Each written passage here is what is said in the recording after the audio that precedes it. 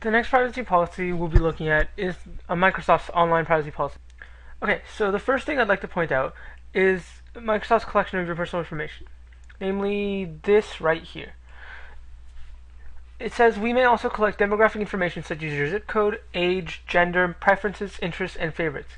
That's a lot of information for it to also collect.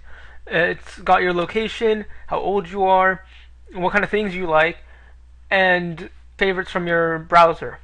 So that's a lot of things that Microsoft is collecting about you that you didn't really give to them. Because in the earlier statement it says we will ask you to provide personal information, but for the second part it just says we may also collect. That means that Microsoft might just be grabbing it out of your computer. The next thing is a good thing about Microsoft's policy, where for the display of advertising and how you can opt out of it. There's a very clear, bold statement that you can see right away that says you may opt out of receiving targeted ads from Microsoft's advertising by visiting, and then they give a link for their page.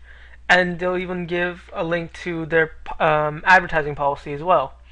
The next thing is Microsoft's collection and use of children's personal information. Since Microsoft does run the Xbox system and a lot of children do play their games, their policy for it must be quite in-depth. And one of the things that I really liked about this policy was this paragraph right here that says, please note that if you grant consent for your child to use Microsoft services, this will include such general audience communication services as email, instant messaging, and online groups, and your child will be able to communicate with and disclose personal information to other users of all ages. Parents can change or revoke the consent choices previously made and review, edit, or request the deletion of their children's personal information. For example, on MSN and Windows Live, parents can visit account services and click on permissions for kids.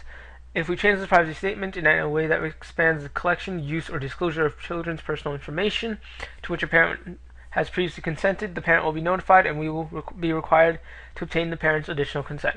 So, this obviously stops them from changing anything in the privacy policy without letting the parents know and the parents accepting it. And if you read this privacy policy, it also gives a clear location on where to change the information for your children and anything like that. Out of the 5 policies that I looked at, I liked Microsoft's the most because of their concise details and a lot of their helping their customer get to the place that they wanted if they didn't want any of these services or if they had any issues with any of these services. So it was just a really good policy, and it seemed to me like the best.